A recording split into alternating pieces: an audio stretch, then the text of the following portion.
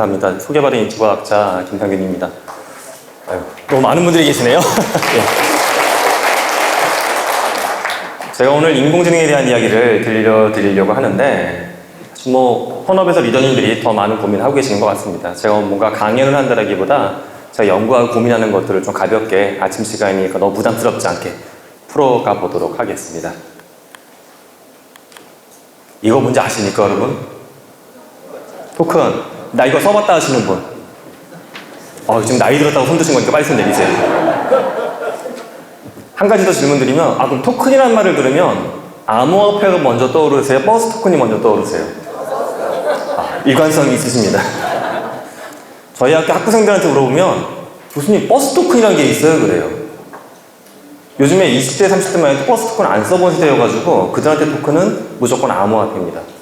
근데 우리는 또, 우리라고 제가 이게 묶어가지고 좀 죄송스럽긴 한데 우리 또 그렇죠. 또 버스 토큰.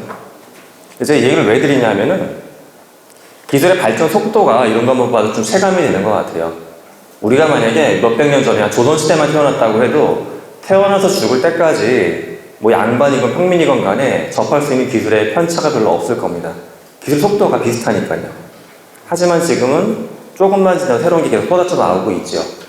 자, 오늘은 이 새로운 기술 중에 AI 쪽을 좀 살펴볼 예정인데요. 먼저 제 인사말을 한 번 더 들어봐 주시죠. 제가 소개드리는 영상인데 목소리 들으시고 입모양도 한번 봐주세요. 안녕하세요. 김상균 교수입니다. 저는 인지과학 중심으로 메타버스, 인공지능, 에이피케이션 등을 멘토하고 있습니다. 반갑습니다. 이건 그냥 접니다. 삼성 갤럭시 S24 울트라로 찍은 그냥 저예요. 예. 여기서 놀라시면 안 되죠. 그냥 저인데 왜 놀라십니까? 두 번째 거는 근데 소리하고 입모양을 좀 더 집중해서 봐주시기 바랍니다. Ciao, sono il prof Kim-Sang-Kim. Sto studiando la scienza cognitiva come metaverso, intelligenza artificiale e gamification. piacere di conoscerti. 아주 유창한 이탈리아어로 제가 인사를 드려봤어요. 다른 나라 말도 제가 한번 해보겠습니다. Привет, я профессор Kim-Sang-Kim. Досліджую метасенс і штучний інтелект, гейміфікацію та інші аспекти когнітивної науки. Радий зустрічі з вами. 이거 어느 나라 말인지 아십니까? 예, 스키스키 하니까 러시아스럽긴 한데 러시아랑 인접한 우크라이나어입니다. 그럼 제가 이탈리아어나 우크라이나어를 원래 하지는 못합니다. 처음에 소개했던 제 한국어 영상이 9초 분량 영상인데 요거 가지고서 인공지능으로 바꾼 겁니다. 모든 게. 사실 굉장히 여러 가지 인공지능 기술이 동시에 쓰인 거예요. 음성을 글로 바꾸고 글을 번역하고 번역한 글을 다시 녹음을 하는데 제 목소리를 복사를 한 거고요. 제 목소리 톤이에요. 그리고 정확하게 보면 입모양도 맞습니다. 해당 국가 언어로 말하는 입모양이. 이게 한 2, 3년 전만 해도 이걸 만들 수 있는 기업이 없었어요. 국내외에. 그리고 비슷하게 만들려고만 해도 데이터, 원천 영상이 한 3시간, 4시간이 필요했습니다. 근데 이제 9초만 가지고 이런 걸 만들 수가 있겠죠. 전 대학에 있다 보니까는 이게 지금 어느 부분에 눈이 들어오냐면 제가 있는 대학만 해도 저희 MBA 과정에 중국인만 800명이에요. 이제 재학생이. 그들이 한국어로 수업을 듣거든요. 근데 현재는 이 기술이 약간 비싸긴 해요. 만약에 제가 1시간 강의를 녹화해서 이렇게 하려고 하면 몇십만 원 정도 비용은 발생합니다. 하지만 이 기술이 굉장히 빠른 속도로 또 보편화 가격이 내려가고 있기 때문에 저는 내년 정도 되면 해볼 수 있을 것 같아요. 강의 딱 영상 녹화해서 중국어 버전으로 학생도 훨씬 좋아하겠죠. 즉 우리가 이제 언어의 벽이라고 하는 것들은 정말 존재하지 않는 세상으로 이미 들어간 것 같습니다. 그러다 보니까 어떤 초등학생 학부모님이 저한테 이걸 물어보세요. 제 친구인데 야 우리 애가 나한테 이런 걸 물어보더라. 뭐냐 하면 우리 애가 초등학교 5학년인데 갤럭시 S 핸드폰 바꿔줬더니 막 쓰다 그런대요. 엄마 이제 나 영어 공부 안 해도 될 것 같다고 학원 안 다닌대요. 왜? 그랬더니 아니 이게 통역이 다 되는데 내가 학원을 왜 가야 되냐고. 되게 말이 막힌 거예요. 그러니까 이런 건 어떨까요? 여러분 문장을 한번 같이 저랑 따라서 눈으로 살짝 한번 보시죠. 도쿄거리가 있는데 여기 가죽 재킷, 드레스, 검은색 부츠, 검은색 지갑을 들고 있는 어떤 여성이 지나갑니다. 좀 강해 보이네요. 선글라스를 끼고 붉은색 립스틱을 바르고 있습니다. 길이 반사돼가지고 조명효과. 비가 왔나 봐요. 뒤에는 보행자가 있습니다. 여러분 이렇게 이미지가 머릿속에 떠오르지 않으세요? 이게 글을 보시면? 나는 이렇게 글을 봐도 머릿속에 이미지가 안 그려진다 하시는 분 계실까요 혹시? 이제 다행입니다. 지금 손 드신 분이 계시면 이분 빨리 병원에 가셔야 돼요. 우리는 글을 보면 머리 영상으로 만들 수 있는 능력이 있죠. 근데 여기서 AI 원리를 잠깐만 소개해드리면 이런 겁니다. 사람에 따라서는 도쿄를 안 가봤을 수도 있고요. 그리고 저 영상에서 지금 이 텍스트에서 설명한 정확한 저 여성, 저 재킷, 저 드레스, 저렇게 복색을 하고 있는 분을 실제 못 만나봤을 수도 있어요. 하지만 지나가다 보게 되면 립스틱 바른 여성분들 많고 검은색 가방 들고 있는 여성분들 많잖아요. 자, 우리는 경험을 통해서 누적되어 있는 빅데이터를 바탕으로 조합을 하는 겁니다. 머릿속에서. 인공지능 작동 원리는 똑같습니다. 현재 시중에서 유행하고 있는 인공지능은 흔히 딥러닝이라고 하는데, 딥러닝은 인간의 신경망을 최대한 비슷하게 따라서 만든 거예요. 그게 최선이건 아니건 간에 괜찮은 것 같다 싶어 따라서 만든 겁니다. 자, 그럼 인공지능이 인간처럼 로직을 돌려가지고 뽑아낸 영상은 어떤 모습일까? 가운데 있는 여성을 보면 아까 여러분들이 생각하셨던 여성분하고 많이 비슷하실 거예요. 근데 물론 아직은 배경에 사람이나 간판 같은 것들이 약간 어색한 부분은 있습니다. 근데 제가 앞서 이제 소개를 받을 때 갤럭시 코퍼레이션 사위회사라고 했는데, 저희 회사는 뭐 하는 기업이냐 하면, 여러분이 보셨을 만한 콘텐츠 중에는 미스터 트롯, 1박 2일 이런 걸 제작하는 예능 제작사예요. 글로벌 콘텐츠 중에 저희가 만들었던 피지컬 백 시즌 1, 2를 저희가 제작을 했습니다.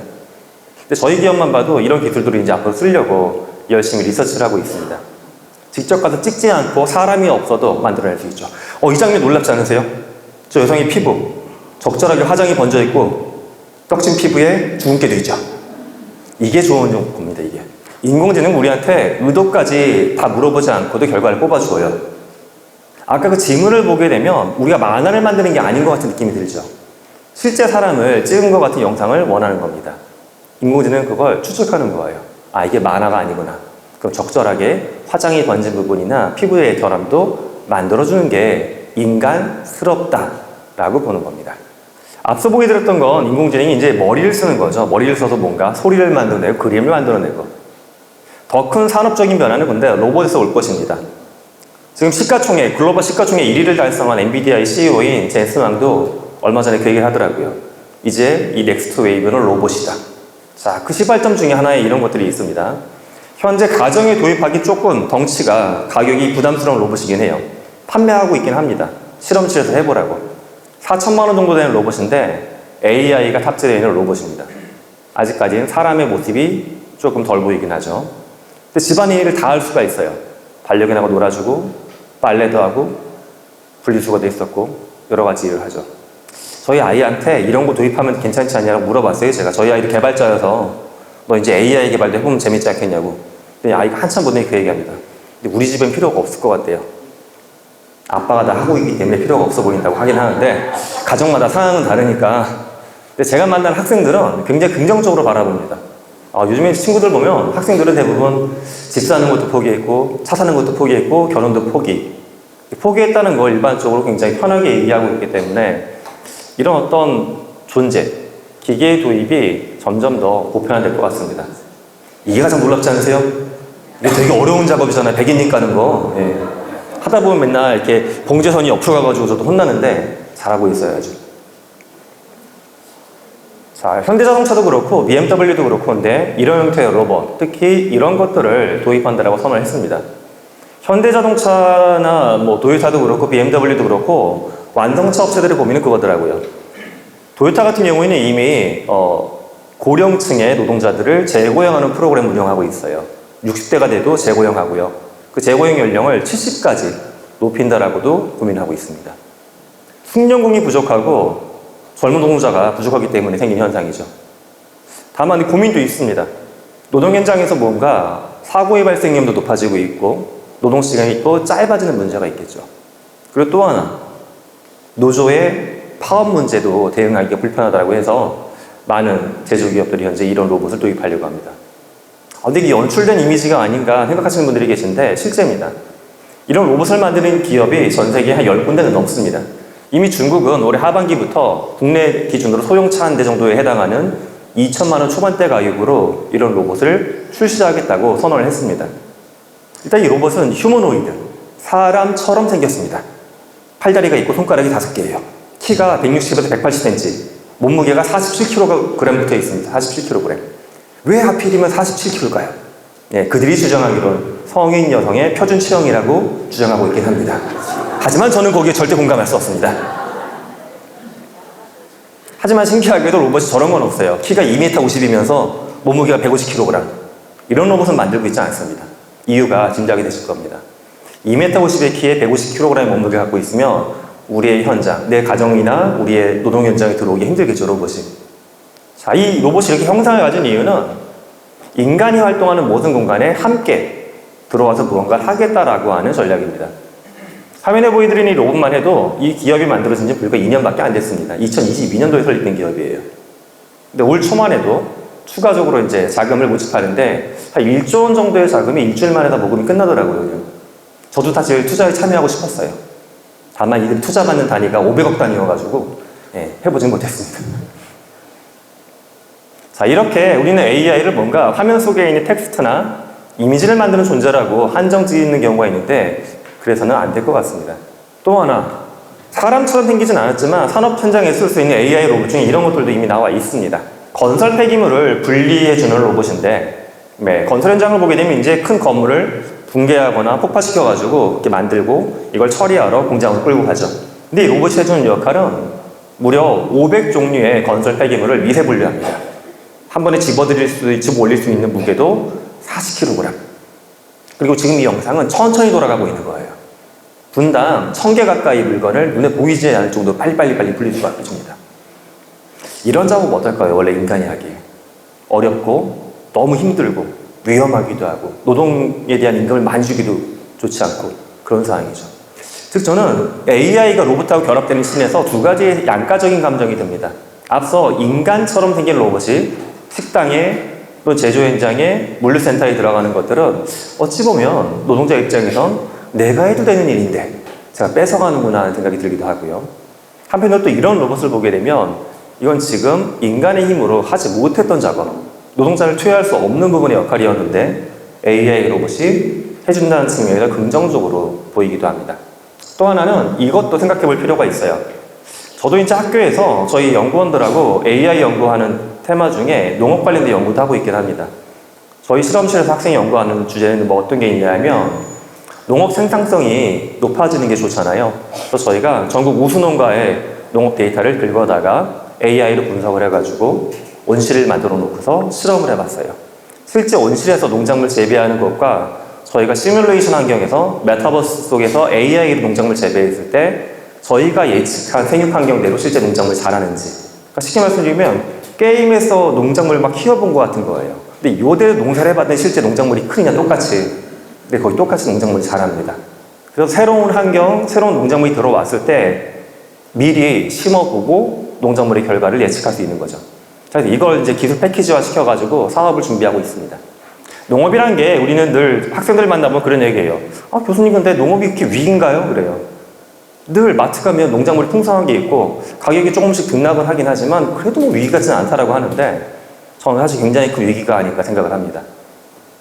한 가지의 지표만 말씀드리면 산업혁명 이후에 우리가 기계화 농업, 화학농업을 했는데 무서운 수치가 하나 있습니다. 인류가 농업을 해온 역사는 수만 년인데요. 수만 년 동안 농업으로 인해서 토지는 조금씩 오염되고 있습니다. 근데 놀랍게도 산업혁명 이전의 수만 년과 산업혁명 이후의 250년 동안 토지가 오염된 게 수만 년의 오염도보다 무려 2배가 넘습니다. 2배. 우리는 정말 숨가쁠 정도로 토지를 초토화시키고 있어요, 현재 인류가. 자, 여기에 새로운 시선을 끌고 들어온 기업이 바로 여기 디어앤코입니다. 일단 이 트랙터는 자율주행되는 트랙터예요. 그런데 토지 오염도와 자율주행 큰 관련은 없고요. 이 기업이 그 다음에 토지 오염도를 줄이기 위해서 뭘 만들었냐 하면 농기구 밑에 농약을 뿌리는 장치를 달았는데 AI가 밭을 2cm 단위로 정밀하게 스캐닝을 합니다. 그래서 잡초가 있는지 농작물이 있는지를 2cm 단위로 판단해요. 그래서 잡초가 있는 부분에만 제초제를 뿌려주는 거예요. 이렇게 해서 화학적인 농약의 사용량을 3분의 2 가까이를 줄였습니다. 멋있는 접근이죠, 참. 인간이 일일이 할 수 없는 거잖아요. 그런데 여기에 또 다른 접근을 한 기업이 등장했습니다. 카본 로보틱스라고 하는 기업인데요. 앞서 그 얼굴에 주근깨가 많았던 일본인 여성, 다시 생각해 보세요. 그분 얼굴에 있는 주근깨를 빼려고 하면 어떻게 빼면 될까요? 칼로 도려내야 될까요? 너무 잔인하죠. 레이저로 비치셔야 될 거 아니에요, 이렇게. 바로 그 기술을 농업에 쓰인 기업이에요. 이 회사는 2cm 단위로 마이크로 스캐닝하는 건 좋은데 왜 굳이 농약을 뿌려야 될까? 레이저를 달았습니다. 잡초가 있으면 잡초의 뿌리 부분을 레이저로 톡톡 쏴준다라고 보면 돼요. 그래서 잡초를 고사시키는 겁니다. 이 기업은 그런 제초제의 사용량을 30%, 60% 줄인다. 이게 아니라 그들의 목표치는 제로예요. 제로를 만들어 버렸습니다. 정말 멋있는 시도 아닙니까? 막 불타오르는 것도 아니고 그 자리에서 잡초가 고사되니까 비료가 되는 거예요. 썩어가면서. 자, 이렇게 우리가 원래 알고 있는 산업, 당연하다고 보는 산업에서도 기계의 힘에 AI가 접목되게 되면 우리가 상상하지 못했던 새로운 혁신들을 만들어낼 수 있습니다. 그런데 저는 AI로 인한 인류가 맞닥뜨릴 가장 큰 변화가 사실 약간 다른 데 있다고 봐요. 그건 바로 수명이 아닌가 생각합니다. 저희 실험실의 대학원생 중에도 저걸 연구하는 학생이 있어요. AI를 통해서 생체 실험을 대신해주는 시뮬레이터. 실제 우리가 새로운 의약품이나 화장품을 만들려고 하게 되면 인간이나 동물 이상 실험을 하잖아요. 근데 이거 그렇게 하지 않고 AI가 실험해주면 얼마나 좋을까? 실제 미국에 있는 많은 제약기업들이 이걸 연구를 하고 있습니다. 그래서 미국을 놓고 보게 되면 3년 이내에는 AI로만 실험한 약들이 시중에 출시될 전망입니다. 즉 굉장히 다양한 분야의 좋은 약들이 빠른 속도로 쏟아져 나올 거예요. 당연히 인간의 수명이 증가하겠죠. 그러면 조선시대를 놓고 봤을 때 왕은 몇 살까지 살았을까요? 60이 넘었을까요? 50은요? 50도 안 넘었어요? 40대. 40대. 이 모임에 있는 분들의 집단지성이 대단하십니다. 40대 맞습니다. 47세로 집계가 됩니다. 그럼 조선시대 때 태어났으면 어땠을까요? 왕이었어도. 저도 이미 한 줌의 흙으로 돌아갔을 사람인데 조선에 태어났습니다. 다행이에요. 그러면 조선은 너무 옛날이니까 이때는 어땠을까요? 50년 전 한국인은 몇 살까지 살았을까요? 65세 정도요? 68세요? 65세보다 조금 더 아래입니다. 통계청의 데이터가 있어요. 61세입니다.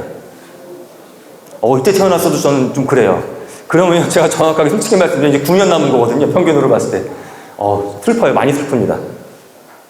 근데 희망적인 게 현재 한국인의 수명을 83세로 기대 수명을 예상을 하고 있는데 그거보다 상황이 더 급진적으로 바뀌고 있습니다. 제가 작년에 유럽 학자들의 연구를 보다가 발견한 자료인데요. 이런 이야기를 합니다. 유럽 학자들은. 동양인, 그 중에서도 한국인이나 일본인들은 식습관도 좋고 건강관리 잘하고 있다. 너희들은 너희 스스로 예상하고 있는 수명보다 더 오래 살 거야.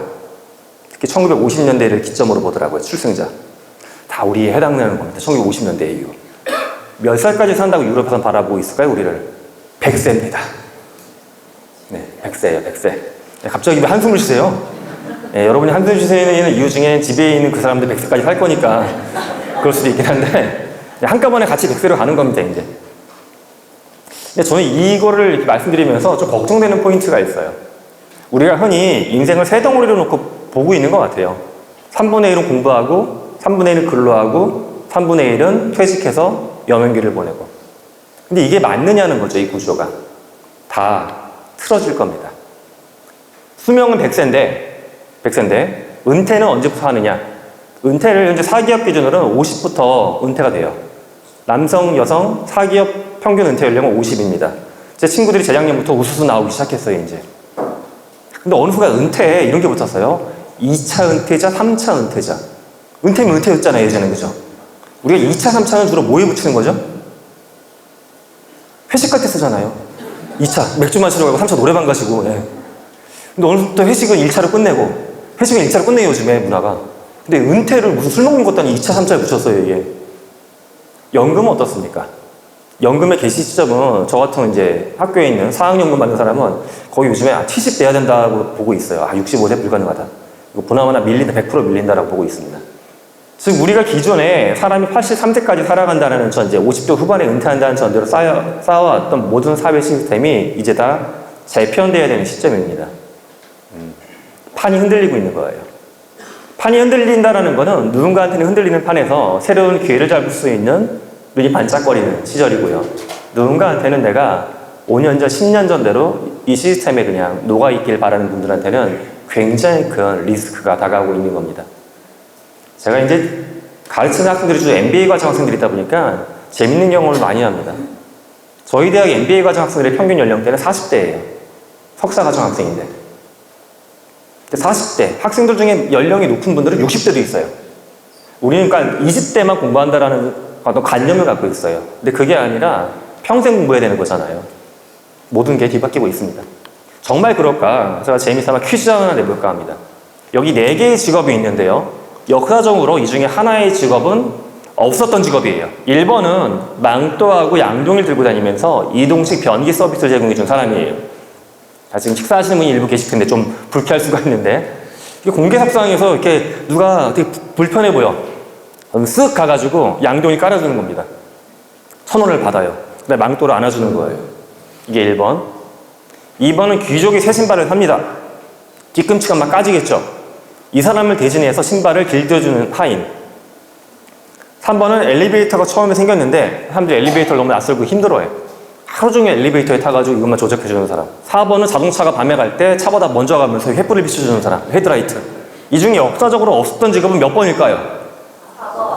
4번 확신하세요? 네. 예, 여러분들은 정확하게 현대차 직원들하고 똑같은 반응 하셨어요. 네, 맞아요. 없어요. 여기 정답이. 누가 없습니다. 이제 맞습니다. 다 있었던 직업이에요. 4번은 처음에 자동차가 등장했을 때 자동차를 우리는 뭐에 빗대냐면 사람들은 말이 없는 마차라고 불렀어요. 참 재미난 표현 아닙니까? 말이 없는 마차. 마차의 시대에 맞춰서 자동차를 바라봤던 겁니다. 그러다 보니까 속도를 맞춘 거예요. 낮에는 시속 6km, 밤에는 3.5km. 평균 속도가 4. 몇 km밖에 안 됐어요. 그러니까 밤이 되게 되면 3. 몇 km밖에 안 되니까 사람이 걸어가면서 횃불을 비춰줄 수가 있었던 거예요. 1번은 영국하고 프랑스에 굉장히 많이 횡행했던 직업입니다. 서민들의 직업으로. 2, 3번도 다 있던 직업이에요. 수천 년 전에 있다 사라진 직업이 아니라 불과 100년에서 300년 안쪽에 있다가 사라진 직업이죠. 저는 이거를 우리가 인정해야 된다고 봐요. 아직도 강남에 있는 많은 학부모님들은 그런 얘기를 하십니다. 아무리 그래도 공대 필요 없고 사회과학 필요 없는 것 같다. 나는 계속 의대다. 저 의사라는 직업을 폄하하려고 하는 뜻은 전혀 없습니다. 다만 우리가 갖고 있는 지금 직업에 대한 그런 가치에 대한 고정관념, 새로운 일자리에 대한 관념이 바뀌지 않는 이상 산업의 미래는 없다라고 저는 생각을 합니다. 산업 현장은 이렇게 계속 바뀔 겁니다. 이미 지금 나타나는 현상들이에요. 최근에 국내 기업 상당수가 공채를 점점 줄이고 있습니다. 저하고 같이 협업하는 기업들만 봐도 현재 올해는 공채를 했지만 내년에 공채하시겠습니까? 하면 안 한다고 그러세요. 또 신기한 게 웬만큼 규모가 큰 기업들은 지금 중간 관리자의 숫자를 줄이고 있어요. 이게 왜 그럴까? 세 번째 줄에 대한 이야기 때문에 그렇습니다. 나를 증명하기가 쉬워지기 때문에 그래요. 증명하기가. 과거에 우리는 누군가가 좋은 사람인지 인지인지를 보려고 했을 때 졸업장을 갖고 오라고 했죠. 경력 증명을 떼오라고 했고. 그런데 이제 더 이상 그런 서티피케이트만으로 사람을 보지 않는다는 거예요. 일례로 현재 가장 국내에서 구인난이 심한 IT 개발자들을 보게 되면요. 서울에 있는 주요 대기업들만 봐도요. 이제 스카이 나왔다라고 해서 뽑는 시대는 끝났어요. 근데 지역에 있는 대학, 전문대학 나온 친구들도 실력이 좋으면 뽑습니다. 그럼 여기서 실력을 도대체 뭐로 볼 것이냐는 게 중요한 거죠. 과거에는 졸업장으로 본 거예요. 얘가 서울대 나왔는지 경희대 나왔는지 중앙대 나왔는지 못 봅니다. 근데 지금 개발자는 뭘 기준으로 뽑냐 하면 이 친구가 취업에 지원하기 전까지 외국 개발자 커뮤니티에서 활동했던 내역을 긁어다가 분석을 합니다. 사람이 일일이 보려고 하면 너무 귀찮은 작업이에요. AI가 대신 해줍니다. AI가 이 사람이 지원했을 때 몇 %의 확률로 피시 맞을지 어느 축구대 맞을지 다 분석할 리포트를 올려줍니다. 그럼 인간 관리자가 이걸 보고서 판단할 수 있기 때문에 이제 졸업장에 대한 중요도가 점점 낮아지고 있습니다. 이걸 뒤집어 보게 되면 능력이 있는 분들 입장에선 나를 증명하기 쉬워졌다. 너무 수평적이고 투명한 사회가 됐다. 라고 좋아하기도 하지만 한편으로 이제 내가 만들었던 레코드. 난 삼성전자 임원 출신입니다. 난 서울대 나왔습니다.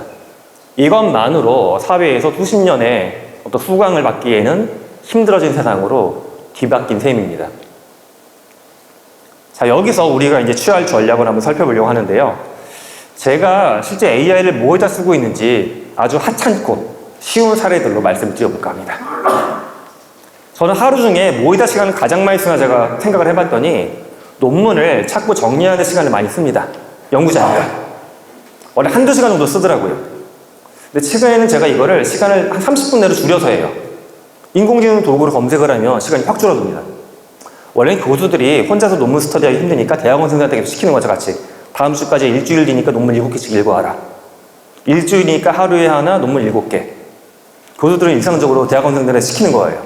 근데 학생들은 여기서 여러 가지 반발이 있죠. 왜 일주일이 7일이냐? 일주일은 주말에 빼고서 봐야 되기 때문에 5일입니다. 그리고 어떻게 인간이 하루에 논문 하나를 보느냐? 이틀에 하나다. 그럼 교수는 7개 생각하지만 학생들은 2.5개를 생각합니다. 근데 AI 도구를 썼더니 좋은 점은 논문 검색 시간이 한 3분의 1, 4분의 1로 줄어들었습니다. 또 제가 이것도 생각을 해봤어요. 제가 하루 중에 역량을 집중해서 머리를 많이 쓰는 활동이 무엇일까? 저는 글 쓰는 활동입니다. 이후로 제가 한겨레 신문에 칼럼을 3년 넘게 연재하고 있는데 칼럼 연재하다 보면 매번 그 생각이 들어요. 이게 한 달에 한 번 연재하는 거거든요. 한 달에 한 번인데도 이 칼럼 날짜는 굉장히 빨리 돌아와요. 월급 날짜는 되게 늦게 들어오는데 같은 아들인데 굉장히 이게 다릅니다. 근데 칼럼을 쓸 때 제가 몇 달 전부터 하고 있는 작업이 있는데 AI한테 이걸 물어봐요. 뭘 물어보느냐 이런 겁니다. 그래서 이렇게 칼럼을, 지난달 칼럼이에요. 좀 민감한 주제였는데 이런 거 인공지능 갖고 어떤 기업의 전략을 펼쳐야 될지 막 쓴 거예요. 칼럼 1660자 정도가 됩니다. 그럼 AI한테 물어보는 거예요. 원고인데 칼럼에 예상되는 악플을 10개 만들어봐라. 만들어줄까요? 안 만들어줄까요? 만들어줍니다. 이런 식의 악플이 붙어요. 특히 이거 굉장히 찔려요. 대기업들이 칼럼을 보면 박장대소할 거다. 경쟁력을 버리라니. 비즈니스 현장과는 동떨어진 주장이다. 대학 교수들이 쓰는 칼럼에 많이 붙는 악플이에요. 네가 무슨 비즈니스 현장을 아니, 이런 식의 것들. 논리성이 떨어진다, 뭐 좋은 말뿐이다, 이런 것들. 보다 보게 되면 일단 기분은 되게 안 좋습니다. AI가 그런 얘기를 해요, 실제. 악플은 안 좋은 거고 당신이 만들어달라고 해서 만들어준 거니까 상처받지 말라고. 그것도 있어요, 밑에 설명이. 상처를 일단 받아요, 그래도. 하지만 다시 정신을 차린다. 이거 가짜지, 가짜야. 제가 이걸 왜 하냐 하면 이 악플 중에는 합리적인 의견이 있어요. 아, 여기서 뭔가 논리적 결함이 있구나. 데이터가 부족한 부분이 있구나. 그러면 고치는 거예요. 우리는 사실 여기에 집중해야 됩니다. 제가 학생들한테도 AI를 쓰라고 하면 학생들은 대부분 자기가 해야 될 일인데 AI한테 대신 시킵니다. 본인이 써야 될 리포트, 본인이 써야 될 논문의 요약을 직접 하지 않고 AI한테 시켜가지고 그걸 끌어다 그냥 내요. 본인이 읽어보지도 않고. 시간을 절약했다라고 좋아하는데 시간 절약한 건 맞아요. 하지만 그 작업을 통해서 본인이 뭔가 배우거나 성장하게 게 있는지 아니죠. AI만 혼자 성장하고 있고 나는 도태되고 있는 거예요. 근데 이건 어떨까요? 이런 작업을 하게 되면 시간은 더 들어갑니다. 3시간이면 끝났을 칼럼이 악플 물어보고 몇 가지 반영해서 글을 고치고 30-40분은 더 들어가요. 하지만 여기서 중요한 건 시간을 절감하는 게 아니라 AI라고 하는 새로운 장치를 통해서 내가 하는 업의 품질, 성과가 증폭된다는 데 있습니다. 어느 정도 현재 AI가 이 작업을 해줄 수 있냐 하면 제가 해봤던 작업 중에 15만 자 정도 되는 텍스트, 소설책 300페이지 정도 분량입니다. 그런 것도 AI가 맥락을 이해하고 답변할 수 있을까? 됩니다. 제가 올해 8월 달에 발표하는 SF 소설이 있는데 10월에 열리는 부산 국제영화제에도 출품되는 작품이에요. 근데 그 15만 자를 AI한테 올린 다음에 물어봤어요. 이 소설 중에 이상한 부분이 있으면 지적해달라고, 평론해달라고. AI가 첫 번째 뱉어냈단 말이 뭐냐 하면 등장인물의 이름을 바꿔야 될 것 같습니다. 그래요. 무슨 말일까? 소설 상황상 나이가 써있지는 않은데 30대 초반 전후로 써있어요. 의미상. AI가 그걸 지적해요. 30대 초반 전후의 연령으로 짐작이 되는데 이름이 50대 아저씨의 이름입니다라고 얘기하는 거예요. 깜짝 놀랐어요. 제 친구 이름 썼다는 거거든요. 그럼 이름을 뭐라고 바꿔야 되는데 했더니 아이돌 이름 피해야 되고 성별을 짐작하지 못할 중성적인 이름이 좋고 해서 얘가 제시해준 이름이 하람이라는 이름이에요. 김하람. 괜찮더라고요. 이름 바꿨어요. 그리고 또 추천해달라고 했더니 이제 중학생 버전으로 추천이 와요. 중학교 여학생이 봤으면 뭐라고 할까? 이러이런 단어에서 여성의 대화 톤이 아저씨 톤이다. 이런 얘기. 여자는 이렇게 말하지 않는다. 늘상 아내한테 듣는 말이긴 한데 똑같이 들었어요. 여러분들이 이 현업에서도 많은 보고서를 만드시고 기업하고 거래할 때 많은 문서 작업을 하실 겁니다. 특히 최근에 보면 좀 어려운 영역에서 이제 금융권, 법률적인 영역에서 AI를 뭐에다 쓰냐 하면 저런 걸 굉장히 많이 써요. 어떤 계약서 같은 거 만드실 때 계약서 리뷰시키는 목적으로. 뭐 기업 규모가 크면 계약서의 한 단어까지 다 법률적인 검토를 어떤 로펌에서 받으시겠지만 그렇지 않다, 또는 너무 급하다, 바쁘다 하실 때는 AI에게만 물어봐도 웬만한 법률적인 검토를 인간에 거의 준할 정도로 해줍니다. 훨씬 효율이 올라가겠죠. 세 번째, 저는 이런 것도 한번 고민해봤어요. 시간을 오래 써도 잘 안 되는 게 뭘까? 제 경우에는 이겁니다. 그림이나 음악 같은 거 만드는 거. 저 이제 수업을 좀 풍성하게 만들기 위해서 제가 수업에서 그림도 만들어서 쓰고 음악도 갖다 써요. 근데 음악을 제가 직접 만들어 쓰고 싶은데 안 되더라고요, 이게. 근데 이제 AI를 통해서 음악도 최근에 만들어 보고 있어요. 그림은 미드저니, 음악은 뉴디오. 자, 근데 제가 왜 하필이면 이걸 시도, 트라이라고 붙였냐면 시도라는 건 처음부터 잘 될 확률이 별로 없는 거죠. 하지만 도구를 응용하면 응용할수록 잘 됩니다. 그럼 제가 실제 했던 시도를 한번 보여드리겠습니다. 제가 수업 로고송을 만들었는데 제일 처음에 만들었던 로고송이에요. 제 수업 로고송.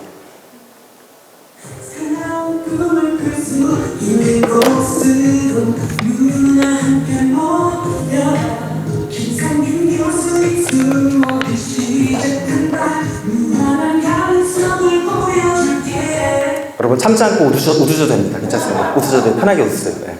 많은 분들이 전문적인 심리학적인 용어로 썩소를 얼굴에 보여주시고 있어요. 네. 억지 웃음. 아, 이거 저 사람 아침에 불러놨더니 이상한 노래가 틀어주고. 네. 노래가 뭐 갖다 버릴 정도는 아니지만 썩 좋지는 않잖아요. 여러분들은 그나마 이렇게 사회적으로 뭔가 이렇게 마음을 닫고 계신 건데, 제가 초등학생들 가족 캠프 하는 자리에서 이걸 한번 틀어준 적이 있어요. 초등학생들이 막 박장대소하고 웃더라고요. 옆에 있는 아버지가 입을 막 막아요. 그러지 말라고. 근데 막 웃어요. 물어봤어요. 왜 웃니? 했더니 교수님 이거 들었던 노래 같아요. 그래요. 어디서 들었어? 내가 일주일 전에 만든 건데. 아니 그게 아니라 지난번 선거할 때 트럭에서 틀던 거랑 되게 비슷하대요. 할 말이 없었습니다. 그래서 제가 각고의 노력을 해가지고 이제 다음 학기에 쓸 노래도 만들어 놓은 게 있어요. 그건 뭐냐면 이런 거예요.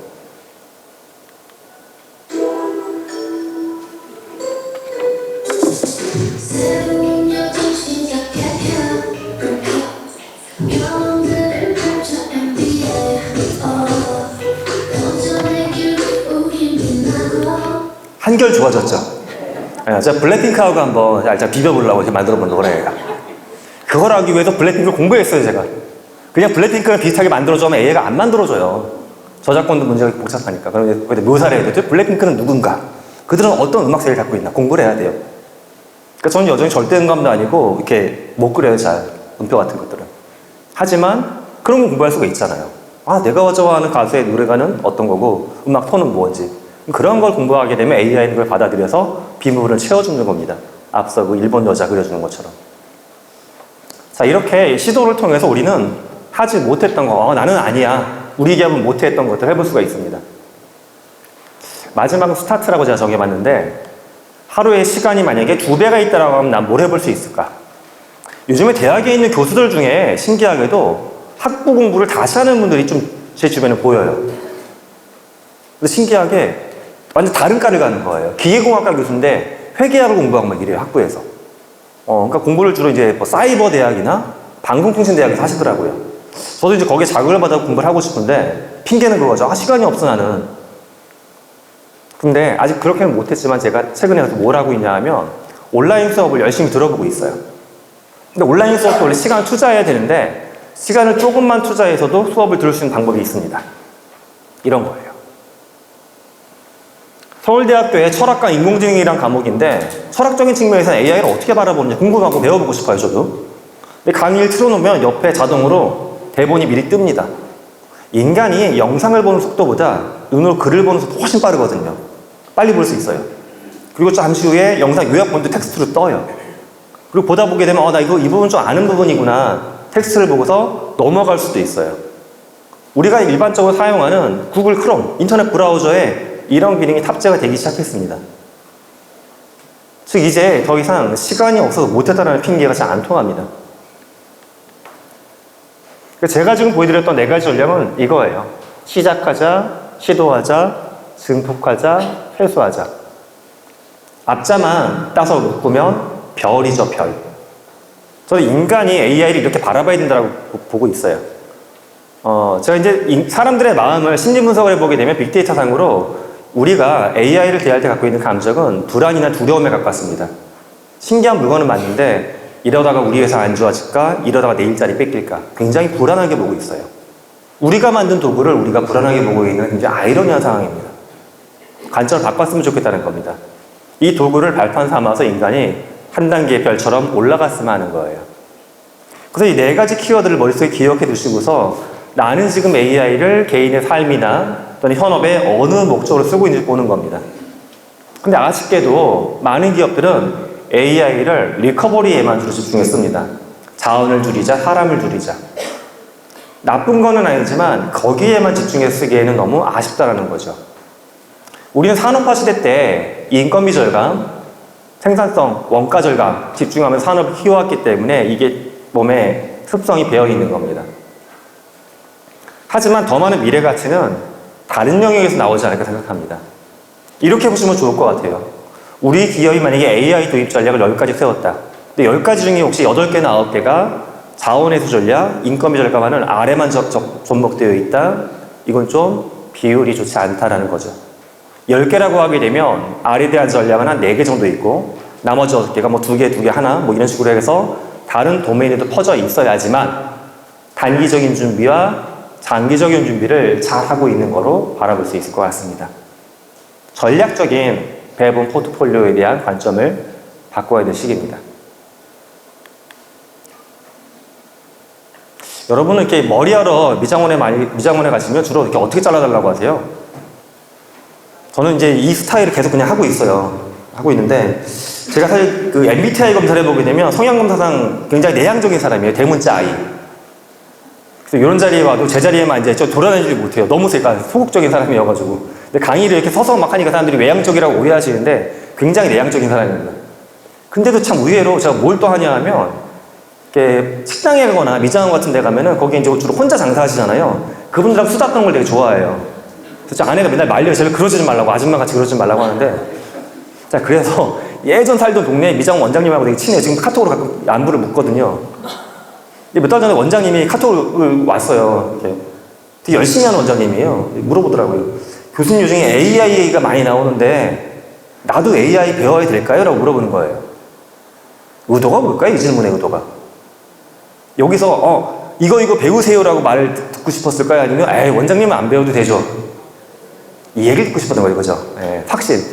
왠지 전문가한테 안 배워도 돼야 하면 마음이 편해지잖아요. 뭔가 차였던 게 내려간 것처럼. 근데 저는 그 대답 대신에 이 사진을 보여드렸어요. 잠시만 기다리세요, 원장님 한 다음에 제가 3장의 사진을 연속해서 보냈습니다. 처음에 이걸 보내고서 원장님, 이거 왜 보냈어요? 했더니 잠깐만요. 그 다음에 보낸 사진이 이거였어요. 원장님 당황했는지 아무런 반응이 없더라고요. 한 방 더 먹였어요, 제가. 이것도 보냈습니다, 이렇게. 원장님이 잠시 하고 답이 왔어요. 하고. AI로 바꿔본 거잖아요. 이 원장님 평소에 뭘 하냐 하면 저하고는 그렇게 안 하지만 젊은 손님들이 오시면 이렇게 사진에다가 이렇게 그러니까 스마트폰에 사진 담아있고 이렇게 보여드리는 거예요. 연예인 사진 보여주고 이렇게 해드릴까 이렇게 해드릴까 잡지책도 막 구비해놓고 상상하는 거죠. 그럼 이렇게 될 것이다. 원장님 그거 많이 하시는데 이제 이렇게 해보시면 어떻겠냐고. 비슷한 게 아니라 정말 그 사람에 대해서 바꿔봐주는 거. 이건 교수님처럼 뭐 알고리즘을 연구하고 절대 아니거든요. 한 달에 무료로 또 10장은 만들어 볼 수가 있고 돈 조금 내면 몇만 원만 내면 계속 만들어 볼 수가 있거든요. 즉 저는 AI가 뭐 대기업이 만들었다 주가다. 우리는 대기업 주가 얘기만 자꾸 하는데 그게 아니라 내 삶에 접목할 수 있는 포인트는 사실 무궁무진합니다. 제가 또 다른 도메인에 있는 기업인들 중에는 소상공인, 부동산 중개업 하시는 분들도 만나봤어요. 부동산 중개업 하시는 분들은 직방과 같은 플랫폼이 대형으로 밀고 들어오면서 일하기가 너무 힘들어졌어요 라는 말씀을 하세요. 거의 혼자 가게를 운영하십니다. 그래서 제가 현재 대부분의 부동산 매물이 이렇게 많이 올라오잖아요, 네이버에. 제가 부탁드렸던 건 이거예요. 근데 왜 이렇게만 올리시나요, 대표님? 이렇게 좀 말로 자상하게 설명해주면 고객들이 훨씬 더 물건 많이 눌러보고 연락 올 텐데 했더니 알아요. 근데 안 하세요. 아니 못한다고 그러세요. 왜 못하세요 했더니 글 쓸 시간이 없다고 하십니다. 어떤 분들은 이렇게 얘기하세요. 난 글을 쓸 시간은 솔직히 있는데 글을 쓰기가 힘들어요. 제가 그림을 못 그리는 것과 동일한 이유예요. 그런데 놀랍게도 대부분의 AI 도구들은 왼쪽에 있는 것만 긁어다가 그냥 집어넣어도 문장 만들어 달라는 거로 추측을 합니다. 아, 문장이구나 지금. 문장 뽑아냅니다. 즉 이렇게 쉽게 만들어낼 수가 있는 거죠. 이렇게 하는 거는 내 역량을 갉아먹는 것도 아니고 내 업을 이상하게 혼탁하게 만드는 것도 아니에요. 최소한의 자원만 더 투자해가지고 내 업의 퀄리티를 높이는 접근이겠죠. 자, 우리 기업은 그럼 이 상황에서 어떤 질문을 해보면 좋을까? 일단 비중을 한번 살펴보시면 좋을 것 같아요. 4개 도메인에 들어가 있는 우리 AI 전략 비중. 그 다음에 각 전략마다 이런 식의 질문을 던져보면 좋습니다. 시작에 대해선 우리 조직이 만약에 10명의 작은 기업인데 20명이 되면 뭘 해보고 싶을까? 머리가 좀 복잡하지만 마음이 웅장해질 거야. 우리 직원이 두 배가 돼? 업무 시간이 8시간이야, 16시간인데 뭘 해볼 수 있을까? 새로운 시작. T는 이거예요. 우리는 예를 들어 기계 가공하는 회사야. 그러니까 저 같은 인지과학자나 건축학자는 있을 리가 없어. 그런데 기계 가공하는 우리 회사에 만약에 김상균 같은 인지과학자가 있거나 유현준 같은 건축학자가 있으면 무슨 얘기를 해줄 수 있을까? 슬쩍 물어봐도 괜찮으세요. 우리 회사의 내년도 사업계획, 회의에 보낼 포트폴리오 자료 같은 거 만든 다음에 인지과학자 입장에서 보고서 한번 검토해줘. 건축학자 입장에서 보고서 검토해줘. 그러면 대부분의 경우엔 이상한 말을 하겠지만 10번에 한두 번 정도의 확률로 아주 놀라운 인사이트를 뽑아내는 경우가 있어요. 그걸 바로 우리는 그 어려운 말로 창의성이라고 그러죠. 창의성. 창의성은 낯선 분들과의 연결이에요. 낯선 것들끼리 연결. 근데 우리 조직에서 왜 창의성이 안 나오냐 하면 낯선 이가 없어서 그래요. 10년을 같이 일했던 공돌이 10명이 앉아서 만든 회사. 낯선 게 아무것도 없어요. 그러니까 새로운 걸 만들어내기가 힘든 겁니다. 트라이도 한번 해보시면 좋겠고요. 앰플리파이는 우리가 이제 잘하고 있는 게 무엇인지, 근데 이걸 조금 더 잘한다고 하면 어떤 부분까지 욕심낼 수 있는지도 한번 돌아보시면 좋겠고요. 마지막 R은 우리의 시간 중에 20%를 절감할 포인트가 뭐가 있을까? 실제 저하고 협력하는 기업 중에 휴넷이라고 하는 기업이 있습니다. 온라인 교육, 온라인 성인 교육 시장에서 국내 마켓 시어 2위를 달성하고 있는 기업이에요. 1위는 삼성이고요. 이 휴넷을 보게 되면 그게 고민이었어요. 새로운 직원들이 지원율이 낮아져요. 신입사원 뽑으려고 했더니. 그리고 기존 뽑았던 직원들도 자꾸 이직률이 높아집니다. 급여를 좀 높여줬는데도 반응이 없어요. 또 고민해본 거예요. 뭐가 문제일까? 그래서 뭔가 일단 리소스를 절감한 포인트를 찾았습니다. 회의, 불필요한 보고를 최대한 슬림화 시켰어요. 그래서 작년에 휴넷은 뭘 했냐 하면 4.5일 근무제를 해본 거예요. 월화수목금 근무하고 금요일에는 돌아가면서 당직만 서보자. 안정화가 됐어요. 일에 문제가 없네? 올해부터는 전사적으로 주 4일째 하고 있어요. 그러니까 이 기업은 절감한 시간을 뭐에다 투자한 거냐 하면 직원들한테 여유 시간을 확보해 주는 걸로 아예 믿고 던져준 겁니다. 너를 개발해, 너를 즐겨. 자, 그렇다고 해서 뭐 근무 시간 20%를 줄여서 휴가를 하루 더 주자, 이 주장하는 건 아닙니다. 다만 시간을 절감하게 되면 다른 데 쓸 수가 있겠죠. 저 같은 경우에 아까 논문 검색하는 시간 하루에 1시간 이상 줄였잖아요. 그럼 글 쓸 때 조금 더 글을 정교하게 잘 쓰는데 30-40분 더 투자할 수 있는 거고요. 자, 이렇게 우리는 4가지 영역의 전략을 유기적으로 연결시킬 수 있도록 디자인을 해보셔야 합니다. 그럼 정말 내가 이렇게 기업 전략을 전면적으로 재구성해야 될 정도로 판의 변화가 빠른가? 제가 한 5년 정도 전에 엔비디아 주식을 샀어요. 엔비디아 주식을. 제 개인 자금 갖고 있던 걸로 왕창. 저희 가족들은 그 얘기를 하더라고요. 아버지가 태어나서 사신 일 중에 가장 잘하신 일이라고. 옆에서 아내가 듣고 있었어요. 그래서 이때 반응을 잘해야 돼요. 아내가 듣고 있더라고요. 제 큰아이가 얘기하는데. 그래서 눈치가 심상치가 않아서 2초 만에 제 반응했어요. 그건 아니다. 2번째로 잘한 일이다. 위기를 잘 넘겼어요, 제가. 거기서 빠른 수긍했으면 끝나는 겁니다. 정말 그럴까? 기업 변화가. 30년에 걸친 기업의 마켓캡 변화예요. 국적을 떠나서 글로벌 기업들의 시가총액 20위권 순입니다. 89년도를 보게 되면 우리 대학생들은 많이 놀래요. 일본이 이렇게까지 잘 나갔나? 교수님 그래요. 일본 기업이 70% 가까이 차지하고 있죠. 근데 또 하나 놀라운 점은 그 당시에 일본 기업 하면 우리는 기계나 전자기업들이 굉장히 많을 것 같은데 의외로 금융업들이 많습니다. 뱅크, 시큐리티 이런 금융업들이. 즉 80년대 후반, 우리나라도 IMF 터지기 한 8년, 9년 전이죠. 뭐였냐 하면 돈을 엄청나게 서로 퍼주던 시절이에요. 투자하라고 막 퍼주던 시절. 그러니까 돈을 과감하게 잘 굴리던 시절이 인프라가 계속 올라가고 있으니까 돈을 벌던 시절이었고요. 30년 뒤인 2021년을 보게 되면 우리나라 기업도 하나 들어가 있고요. 미국 기업들이 득세하기 시작했죠. 다 US입니다. 놀라운 건 이렇게 시대가 바뀐 것 같음에도 불구하고 안 변하는 게 보여요. 좀 두 가지가 재밌는데 2위 사우디비아의 아람코 석유 기업이에요. 아직까지 석유 경제에서 우리가 못 탈피했구나. 맨 마지막 턱걸이하고 턱걸이를 대단한 거죠. 전 세계 글로벌 20인데 프랑스 기업이 하나 있어요. 생뚱맞게 LVMH. 오늘도 그거 들고 오신 분이 몇 분 계실 거예요 아마. 루이비통 모에 헤네시 명품 기업입니다. 우리가 뭐 빅테크다 AI다 하지만 여전히 석유도 쓰고 여전히 명품도 좋아하고 하는 것 같습니다. 그러면 30년 만에 이렇게 판이 뒤집어졌는데 몇 년 뒤에 또 한 번 판이 뒤집어질까?